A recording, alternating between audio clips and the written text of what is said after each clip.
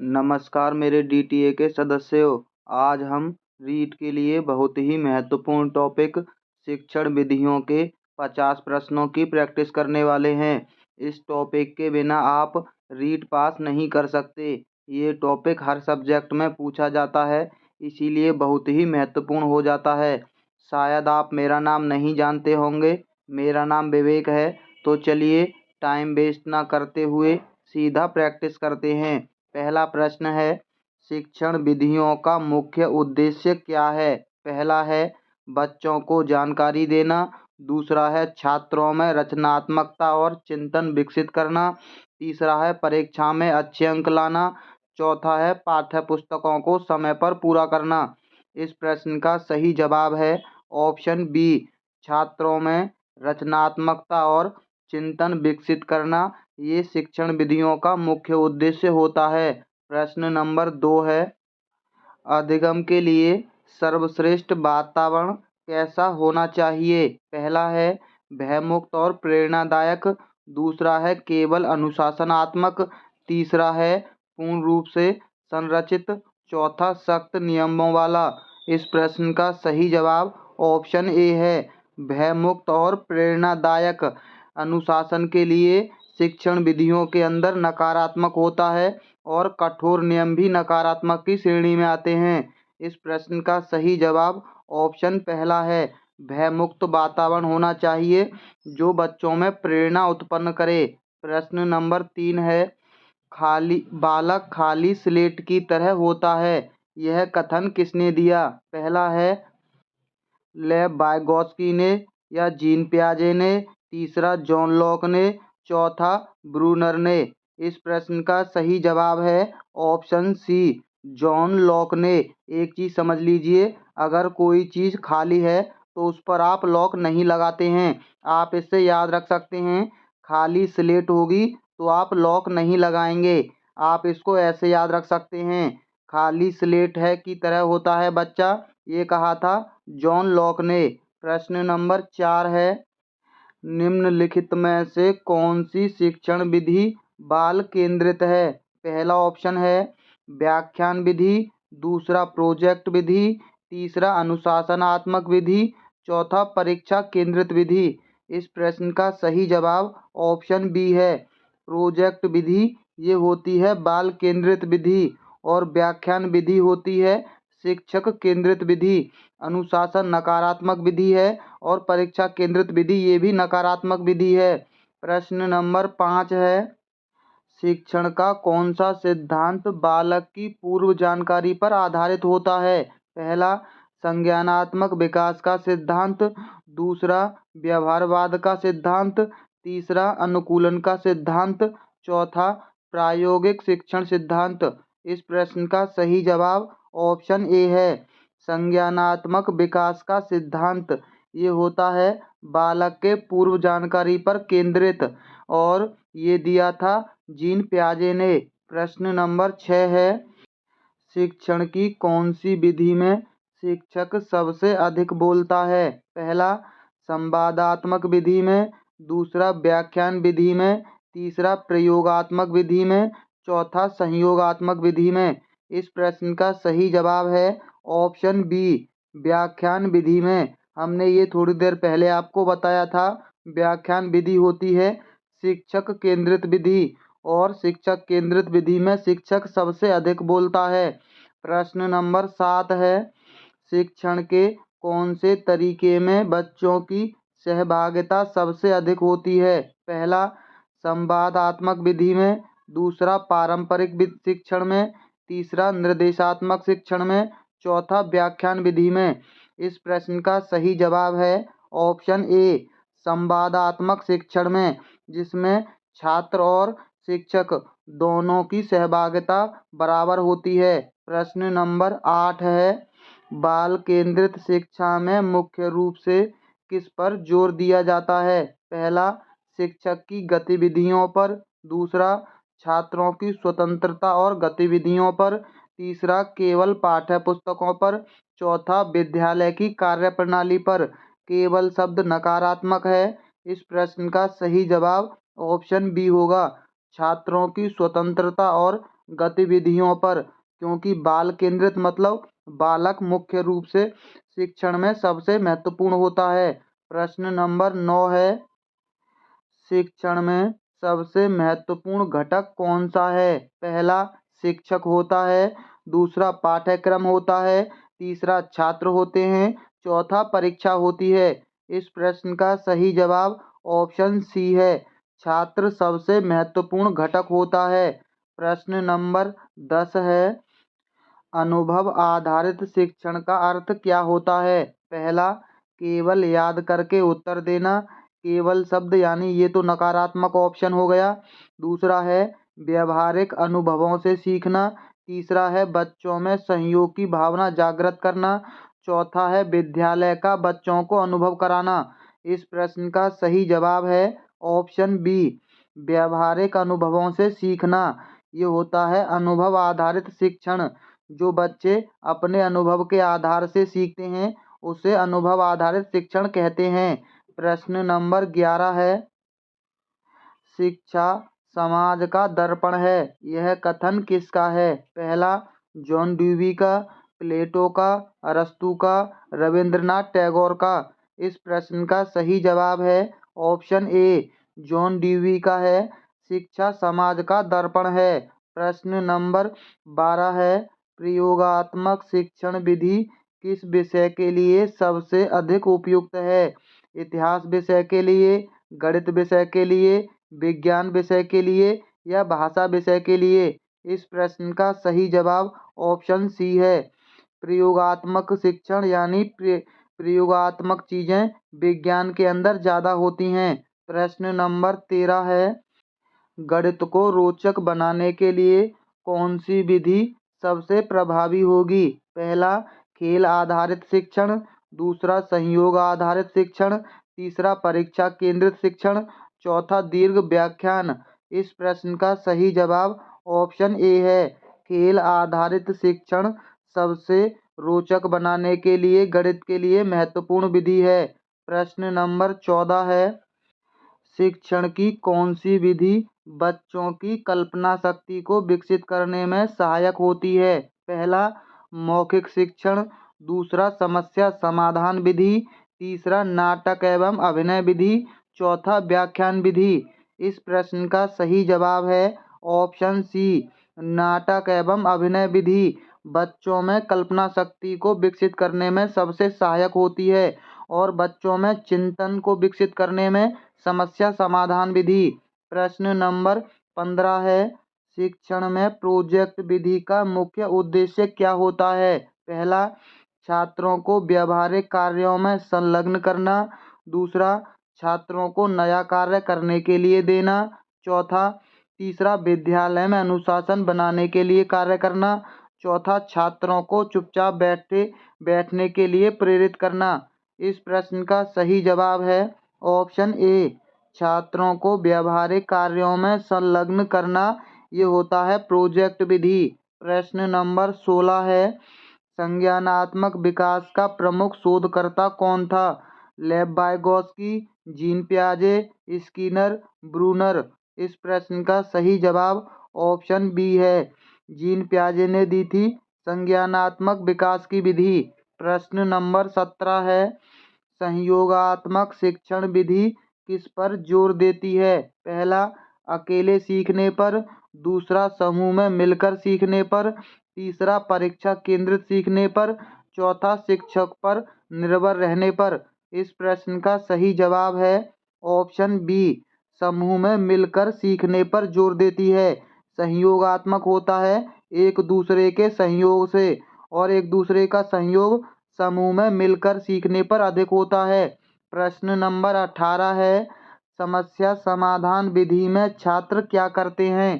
पहला अपने अनुभवों का उपयोग करके हल निकालते हैं, शिक्षक की बात सुनते हैं, पाठ्य पुस्तकों को रटते हैं, केवल लिखित परीक्षा देते हैं। इस प्रश्न का सही जवाब ऑप्शन ए है, अपने अनुभवों का उपयोग करके हल निकालते हैं। ये है समस्या समाधान विधि। रटना शब्द नकारात्मक है और केवल शब्द भी नकारात्मक है। प्रश्न नंबर 19 है, अन्वेषण विधि किस पर आधारित होती है? पहला ऑप्शन है विद्यार्थियों द्वारा खोज करने पर, दूसरा शिक्षक द्वारा दी गई जानकारी पर, केवल शब्द यानी नकारात्मक देखकर कार्य करने पर। इस प्रश्न का सही जवाब है ऑप्शन ए, विद्यार्थियों द्वारा खोज करने पर अन्वेषण विधि आधारित होती है। प्रश्न नंबर 20 है, नाटक विधि का मुख्य लाभ क्या होता है? पहला, छात्रों की कल्पना शक्ति और अभिव्यक्ति को बढ़ावा देना। दूसरा, छात्रों का मनोरंजन करना। तीसरा, परीक्षा में अच्छे अंक लाना। अनुशासन सिखाना। परीक्षा, अनुशासन और मनोरंजन, ये तीनों शब्द नकारात्मक होते हैं। ये इसका सही जवाब है। हमने थोड़ी देर पहले भी देखा था, नाटक छात्रों में कल्पना शक्ति का विकास करते हैं और अभिव्यक्ति का भी अवसर देते हैं। प्रश्न नंबर 21 है, प्रेरणा आधारित शिक्षण का मुख्य उद्देश्य क्या होता है? पहला, छात्रों को सीखने के लिए प्रेरित करना। दूसरा, पाठ्यक्रम समय पर पूरा करने के लिए प्रेरित करना। तीसरा, परीक्षा के लिए तैयार होने के लिए प्रेरित करना। चौथा, छात्रों को गृह कार्य करने के लिए प्रेरित करना। इस प्रश्न का सही जवाब ऑप्शन पहला है, छात्रों को सीखने के लिए प्रेरित करना। ये होती है प्रेरणा आधारित शिक्षण। प्रश्न नंबर 22 है, शिक्षण का कौन सा सिद्धांत नजदीकी विकास का क्षेत्र, जिसे हम ZPD के नाम से जानते हैं, से संबंधित है? पहला, पियाजे का संज्ञानात्मक विकास का सिद्धांत। दूसरा, लेव वाइगोत्स्की का सामाजिक सांस्कृतिक सिद्धांत। तीसरा, स्किनर का व्यवहारवाद का सिद्धांत। चौथा, ब्रूनर का खोज आधारित शिक्षण। इस प्रश्न का सही जवाब ऑप्शन बी है, ZPD संबंधित है लेव वाइगोत्स्की का सामाजिक सांस्कृतिक सिद्धांत से। प्रश्न नंबर 23 है, प्रत्यक्ष अनुभव विधि का उदाहरण क्या हो सकता है? पहला, प्राकृतिक वस्तुओं का अवलोकन। दूसरा, किताबों से पढ़ना सीखना। तीसरा, केवल व्याख्यान सुनना। चौथा, परीक्षा में अच्छे अंक लाना। इस प्रश्न का सही जवाब ऑप्शन पहला है, प्राकृतिक वस्तुओं का अवलोकन प्रत्यक्ष अनुभव विधि है। इसमें हम भ्रमण विधि सबसे उपयोगी मानते हैं, यानी छात्रों को भ्रमण पर ले जाना इस विधि का सबसे अच्छा उदाहरण है। प्रश्न नंबर 24 है, मुक्त शिक्षण विधि किस पर आधारित होती है? पहला, छात्रों की रुचि व गति पर, पाठ्य पुस्तकों पर। तीसरा है छात्रों के अकेले सीखने पर। चौथा, अध्यापक आधारित शिक्षण पर। इस प्रश्न का सही जवाब ऑप्शन पहला है, छात्रों की रुचि और गति पर मुक्त शिक्षण विधि आधारित होती है। प्रश्न नंबर 25 है, समस्याएं हल करके सीखना किस शिक्षण विधि का आधार है? पहला है अनुभवजन्य शिक्षण का। दूसरा, खोज आधारित शिक्षण का। तीसरा, संवाद शिक्षण का। चौथा, अनुकरण विधि का। इस प्रश्न का सही जवाब है ऑप्शन बी, खोज आधारित विधि पर आधारित है। प्रश्न नंबर 26 है, शिक्षण की वह विधि जिसमें छात्र स्वयं खोज करके सीखते हैं उसे क्या कहते हैं? पहला है अनुकरण विधि। दूसरा, अन्वेषण विधि। तीसरा, व्याख्यान विधि। चौथा, संवाद विधि। इस प्रश्न का सही जवाब ऑप्शन बी है, अन्वेषण विधि। अन्वेषण विधि में छात्र स्वयं से खोज करते हैं और अनुकरण विधि में छात्र स्वयं देखते हैं। प्रश्न नंबर 27 है, डेमोस्ट्रेशन विधि किस विषय के लिए सबसे अधिक उपयुक्त मानी जाती है? पहला, गणित के लिए। दूसरा, विज्ञान के लिए। तीसरा, इतिहास के लिए। चौथा, भाषा के लिए। इस प्रश्न का सही जवाब ऑप्शन पहला है, गणित के लिए। डेमो मतलब उदाहरण, और गणित में उदाहरण से ही बच्चों को सिखाया जाता है। प्रश्न नंबर 28 है, सहायक शिक्षण किस सिद्धांत से संबंधित है? पहला है व्यवहारवाद से। दूसरा, सामाजिक सांस्कृतिक सिद्धांत से। तीसरा, संज्ञानात्मक विकास से। चौथा, संरचनावाद से। इस प्रश्न का सही जवाब ऑप्शन बी है, सामाजिक सांस्कृतिक सिद्धांत से। इसे दिया था लेव वाइगोत्स्की ने। प्रश्न नंबर 29 है, विषय वस्तु आधारित शिक्षण में मुख्य ध्यान किस पर दिया जाता है? पहला, पाठ्यक्रम की गहराई पर। दूसरा, पाठ्यक्रम को समय से पूरा करने पर। तीसरा, पाठ्य पुस्तकों आधारित शिक्षण पर। चौथा, परीक्षा में अच्छे अंक लाने पर।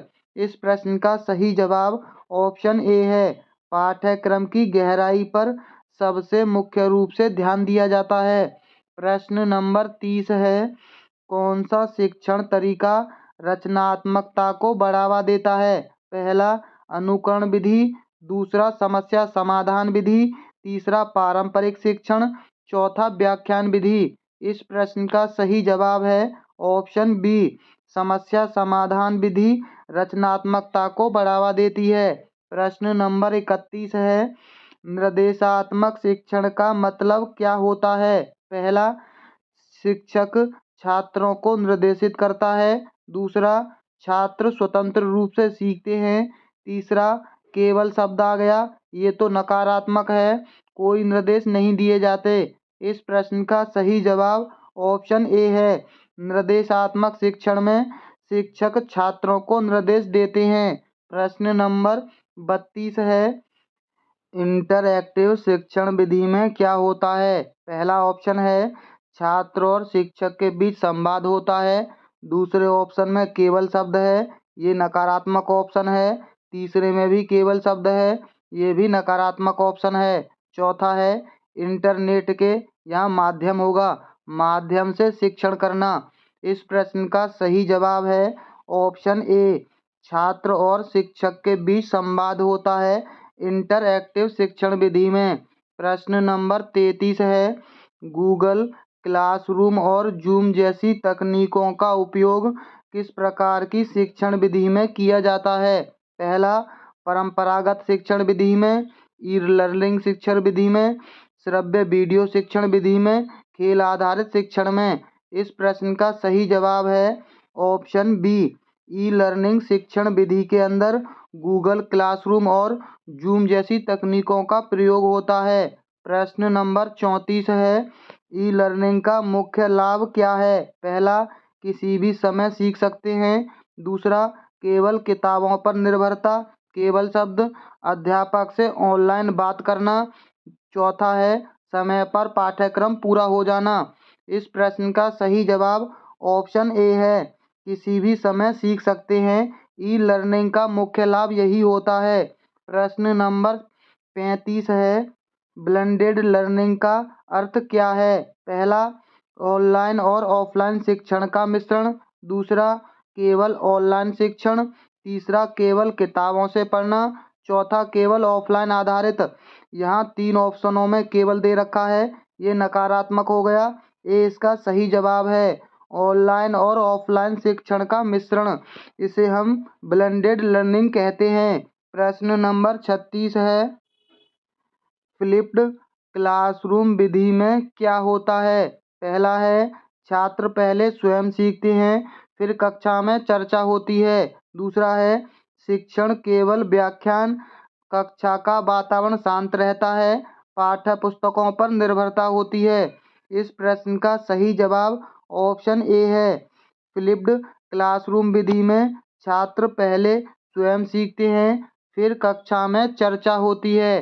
प्रश्न नंबर 37 है, माइक्रो टीचिंग किससे संबंधित है, यानी सूक्ष्म शिक्षण?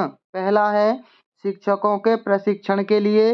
दूसरा, छात्रों के मूल्यांकन के लिए। तीसरा, छात्र और शिक्षक दोनों के लिए। चौथा, विद्यालय में अनुशासन बनाने के लिए। इस प्रश्न का सही जवाब ऑप्शन पहला है, शिक्षकों के प्रशिक्षण के लिए होता है सूक्ष्म शिक्षण। ये आप सभी लोगों ने अपने स्टडी के समय जरूर किया होगा। प्रश्न नंबर 38 है, सक्रिय अधिगम की अवधारणा किसने प्रस्तुत की थी? पहला, जीन पियाजे ने। दूसरा, ब्रूनर ने। तीसरा, स्किनर ने। चौथा, डेविस आशुबेल ने। इस प्रश्न का सही जवाब ऑप्शन ए है, जीन पियाजे ने दिया था सक्रिय अधिगम की अवधारणा और संज्ञानात्मक विकास का सिद्धांत। प्रश्न नंबर 39 है, समस्या आधारित अधिगम, जिसे हम PVLV बोलते हैं, का मुख्य उद्देश्य क्या होता है? केवल शब्द नकारात्मक व्यवहार में सुधार करना, समस्या हल करने की क्षमता बढ़ाना, रटने की प्रवृत्ति। 2 ऑप्शन तो नकारात्मक हैं। इस प्रश्न का सही जवाब ऑप्शन सी है, समस्या हल करने की क्षमता को बढ़ाना। प्रश्न नंबर 40 है, कौन सी शिक्षण विधि में छात्र को अपनी गति से सीखने की स्वतंत्रता मिलती है? पहला, कार्यक्रमित अनुदेशन में, दूसरा अनुकरण विधि में, तीसरा व्याख्यान विधि में, चौथा संवाद विधि में। इस प्रश्न का सही जवाब ऑप्शन ए है, कार्यक्रमित अनुदेशन विधि में शिक्षण विधि ऐसी है जिसमें छात्र सीखने के लिए स्वतंत्र होते हैं। प्रश्न नंबर 41 है, खोज आधारित शिक्षण की अवधारणा किसने दी? पहला, स्किनर ने, दूसरा ब्रूनर ने, तीसरा जीन पियाजे ने, चौथा वाइगोत्स्की ने। इस प्रश्न का सही जवाब ऑप्शन बी है, ब्रूनर ने दी थी खोज आधारित शिक्षण विधि। प्रश्न नंबर 42 है, संवाद शिक्षण की अवधारणा किसने प्रस्तुत की? पाउलो फ्रेने, जॉन डीवी ने, ब्रूनर ने या लेव वाइगोत्स्की ने? इस प्रश्न का सही जवाब ऑप्शन ए है, पाउलो फ्रेने दी थी संवाद शिक्षण की अवधारणा विधि। प्रश्न नंबर 43 है, कौन सा शिक्षण अधिगम दृष्टिकोण सक्रिय अधिगम पर बल देता है? पहला, व्यवहारवाद पर, दूसरा संज्ञानात्मक अधिगम पर, तीसरा रचनावाद पर, चौथा व्याख्यान विधि पर। इस प्रश्न का सही जवाब ऑप्शन सी है, रचनावाद विधि पर सक्रिय अधिगम बल देता है। प्रश्न नंबर 44 है, शिक्षण विधियों का चुनाव किन कारणों पर निर्भर करता है? पहला, विषय वस्तु पर, दूसरा छात्रों की उम्र और रुचि पर, तीसरा उपलब्ध संसाधनों पर, चौथा उपरोक्त सभी पर। इस प्रश्न का सही जवाब ऑप्शन डी है, उपरोक्त सभी पर। शिक्षण विधियों का चुनाव करते समय हमें विषय वस्तु का ध्यान रखना है, छात्रों की उम्र और उनकी रुचियों का भी ध्यान रखना पड़ता है, और जो हमारे पास उपलब्ध संसाधन हैं उनके अनुसार ही हमें शिक्षण विधि बनानी चाहिए। प्रश्न नंबर 45 है, मौखिक पुनरावृत्ति किस प्रकार की शिक्षण विधि का हिस्सा है? पहला, व्यवहारवादी विधि का, दूसरा अनुभवजन्य विधि का, तीसरा संज्ञानात्मक विधि का, चौथा रचनावादी विधि का। इस प्रश्न का सही जवाब है ऑप्शन ए, व्यवहारवादी विधि का है मौखिक पुनरावृत्ति सिद्धांत। प्रश्न नंबर 46 है, शिक्षा में ICT, जिसे हम बोलते हैं सूचना एवं संचार तकनीकी, का क्या महत्व है? पहला ऑप्शन ही केवल दे रखा है, डिजिटल सामग्री दिखाने के लिए नकारात्मक हो गया। दूसरा है, शिक्षण अधिगम को प्रभावी बनाने के लिए। तीसरा, छात्रों को मोबाइल उपयोग करने के लिए प्रेरित करने के लिए। चौथा, यहाँ भी केवल दे रखा है, ऑनलाइन कक्षाएं संचालित करने के लिए। इस प्रश्न का सही जवाब ऑप्शन बी है, शिक्षण अधिगम को प्रभावी बनाने के लिए सूचना एवं संचार तकनीकी का उपयोग किया जाता है। प्रश्न नंबर 47 है, व्यक्तिगत शिक्षण का मुख्य लाभ क्या है? पहला है, हर छात्र को उसकी गति के अनुसार सीखने का मौका मिलता है। केवल शब्द नकारात्मक, केवल शब्द नकारात्मक, इसमें शिक्षक की भूमिका कम हो जाती है। इस प्रश्न का सही जवाब ऑप्शन ए है, हर छात्र को उसकी गति के अनुसार सीखने का मौका मिलता है, ये व्यक्तिगत शिक्षण का लाभ होता है। प्रश्न नंबर 48 है, संवाद विधि का मुख्य लाभ क्या है? पहला है, यह एक तरफा शिक्षण होता है।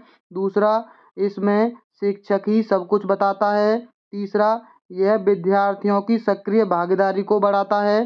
चौथा, यह सिर्फ मौखिक शिक्षण पर आधारित है। इस प्रश्न का सही जवाब ऑप्शन सी है, यह विद्यार्थियों की सक्रिय भागीदारी को बढ़ाता है। प्रश्न नंबर 49 है, शिक्षण अधिगम चक्र में पहला चरण कौन सा होता है? ऑप्शन है मूल्यांकन, दूसरा है पाठ्यक्रम चयन, तीसरा है योजना बनाना, चौथा है पुनरावृत्ति। इस प्रश्न का सही जवाब है ऑप्शन सी, योजना बनाना शिक्षण अधिगम का पहला चरण है। और इसके बाद आता है दूसरा चरण।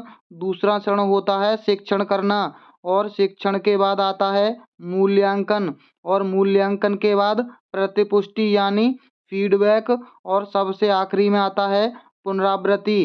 प्रश्न नंबर 50 है, सिमुलेशन शिक्षण का क्या उपयोग होता है? पहला है केवल वीडियो गेम के लिए, दूसरा है वास्तविक जीवन के अनुभव देने के लिए, केवल मनोरंजन के लिए, परीक्षा उन्मुख अध्ययन के लिए।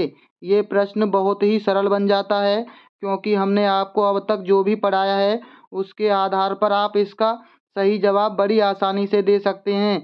देखते हैं कितने लोगों को ये वीडियो समझ में आई, तो इसका जवाब आप लोग हमें कमेंट बॉक्स में देना। तो चलिए मिलते हैं बहुत जल्द अगली वीडियो में। अगर आपको ऐसे ही कम समय में अच्छी प्रैक्टिस करनी है तो आप हमारी वीडियो को लाइक और हमारे चैनल को सब्सक्राइब जरूर कर लेना, क्योंकि हम कभी भी आपका समय वेस्ट नहीं करते हैं। तो चलिए मिलते हैं बहुत जल्द अगली वीडियो में। वीडियो देखने के लिए बहुत बहुत धन्यवाद।